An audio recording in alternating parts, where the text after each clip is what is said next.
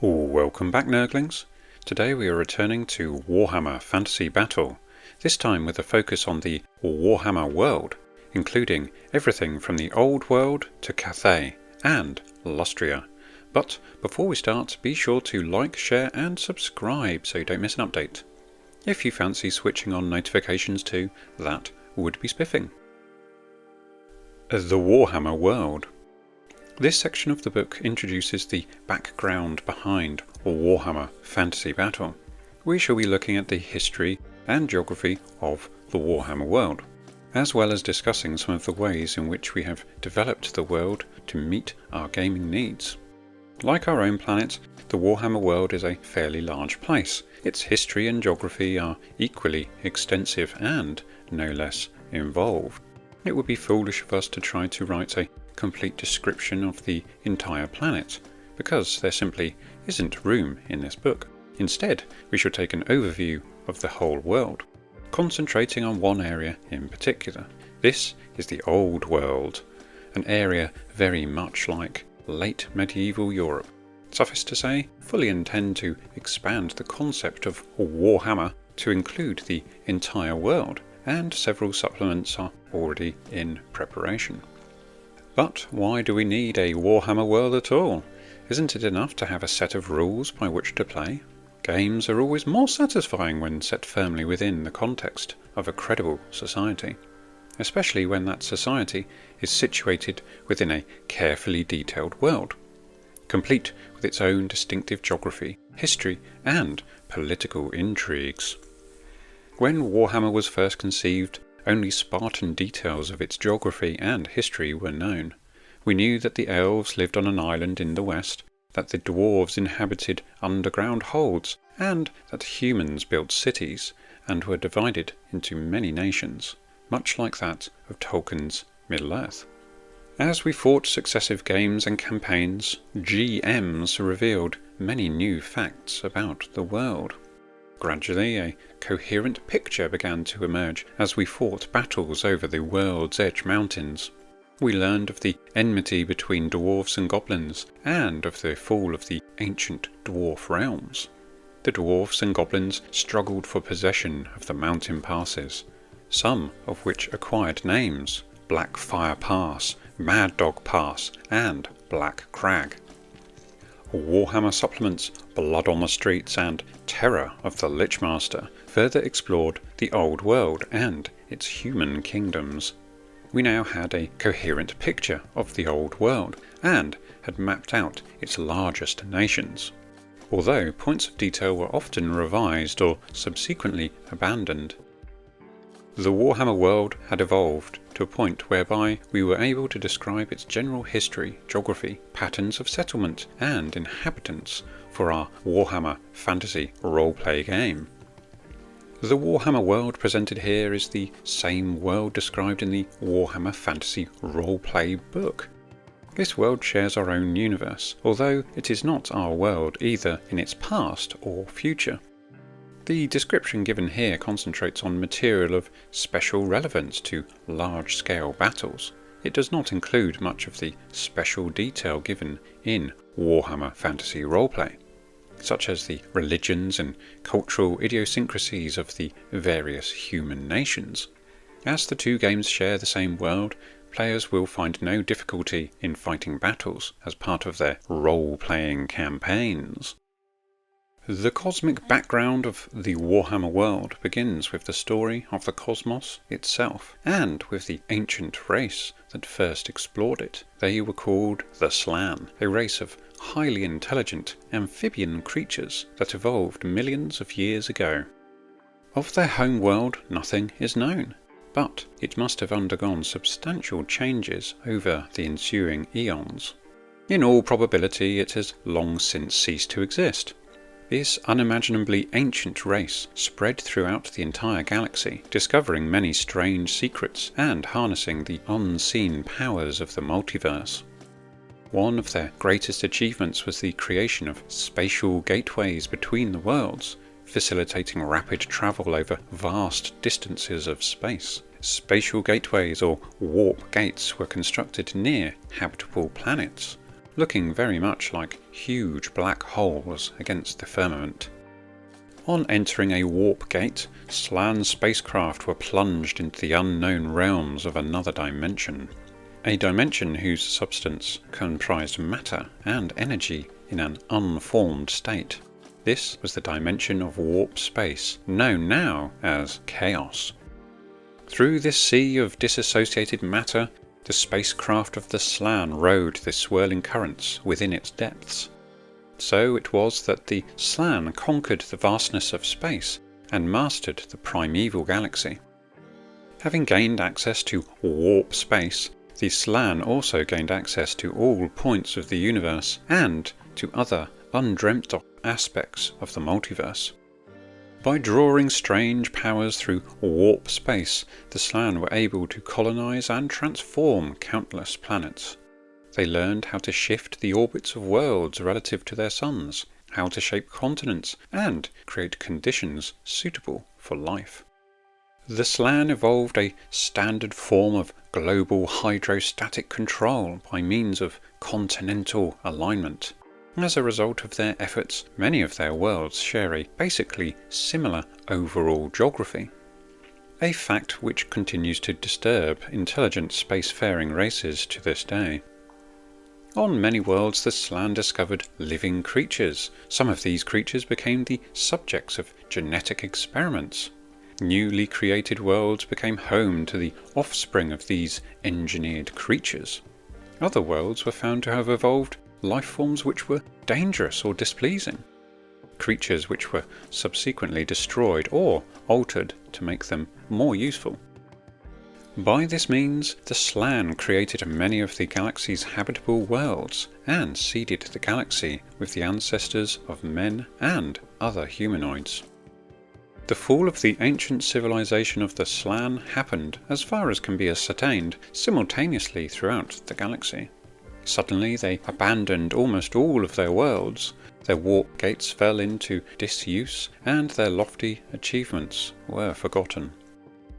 On many worlds, Slan settlers degenerated into barbarism. On others, they retained only a vestige of their once mighty powers. This catastrophe resulted from a problem long appreciated by the Slan, but one which they were eventually unable to overcome.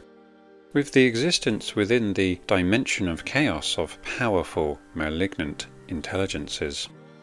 By opening up gateways between the material universe and that of chaos, the Slan had unwittingly opened portals through which dangerous and horrific forces could move into the universe. The Slan learned how to bind these entities using magic, magic being itself the manipulation of unseen energies inherent in chaos. Some of these entities the Slan could placate by means of sacrifice or ritual. Others could be kept in check only by the aid of those already won over. Many were impossible to sway, and it was just a matter of time before something went disastrously wrong. The Slan arrived upon the Warhammer World 3,000 years before the collapse of their galactic civilization. They found a planet whose slowly expanding orbit was taking it further and further into space. Animal and plant life had already evolved, but the encroaching cold threatened to end all life within a very short time. The Slan intervened by opening 2 warp gates over the planet's polar regions, using the world's own magnetic fields to hold the gates in place. Through these gates they directed a huge construction fleet and set about the task of rescuing the doomed planet. Its orbit was brought closer to the Sun and stabilized. Native lifeforms were assessed and culled. New lifeforms were introduced, possibly including the ancestors of humans, dwarfs, and elves. Over the next millennia, the ice sheets retreated and the world began to bloom with verdant forests.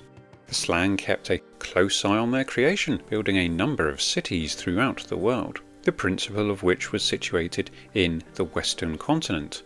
1,000 years after the arrival of the Slan, the planet was enjoying a stable climate. Its inhabitants were thriving, and the Slan settled down to monitor the results of their endeavours.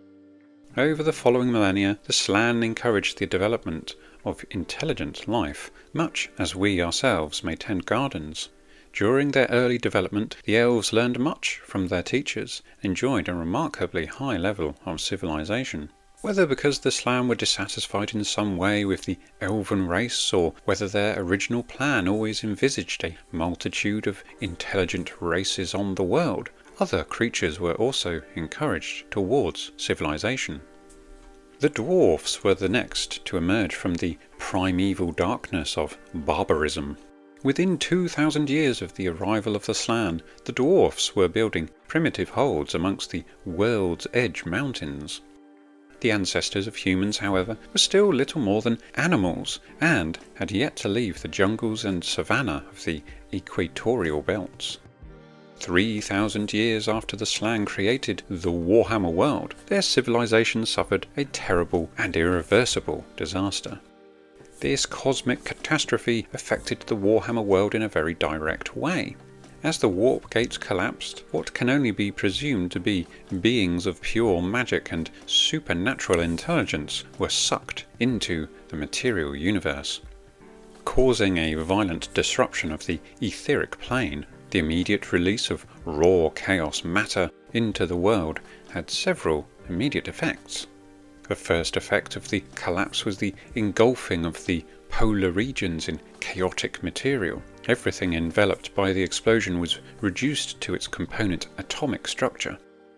The initial inundation destroyed everything in the north, as far as what is now Troll country. As the violence of the collapse subsided, the area of envelopment shrank so that only the immediate polar areas remained affected.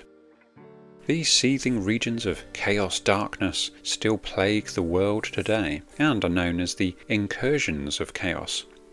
As the chaos stuff retreated, the shape of the emerging lands was formed, creating the northern landmass of Norsca. A second effect of the collapse was the materialization of chaos matter into solid particles. Only within the dimension of warp space is material able to exist in its chaotic state. Once drawn into the material universe, it automatically assumes solid form. Dust, stone, and whole islands of solidified warp material were hurled into the upper atmosphere, where the lighter particles were caught by the winds and distributed throughout the globe. The material was warpstone and warpstone dust. Where the black warpstone dust settled, animals and plants began to succumb to strange effects. Creatures mutated into new and horrible forms. Animals began to acquire higher levels of intelligence, and intelligent creatures developed bestial traits. Everywhere the story was the same, an insane jumbling of life forms, mutation, and insanity. The third effect of the collapse was the physical incarnation of the primal intelligence of warp space. In the dimension of chaos, this intelligence forms a random flowing consciousness, a shifting multitude of will devoid of any permanent structure or identity. Prior to the collapse, the warp gates had long since been the source of supernatural disturbance, allowing the passage of chaotic consciousness into the material world. Godlike or demonic entities had already leaked through the gates, affording the Slan a chance to study and learn how to placate these powerful beings.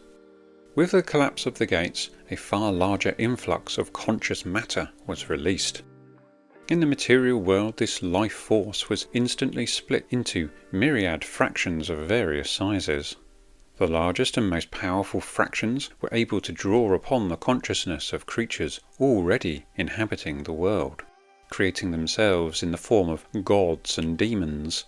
Such creatures retained sufficient energy to assume a variety of ethereal or physical forms, and to manipulate their energies to work magic.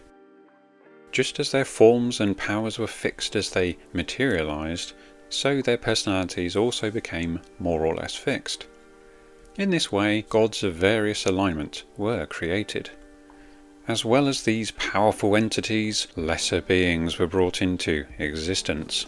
Frequently, these lesser manifestations were forced to adopt forms imposed by the more powerful amongst them.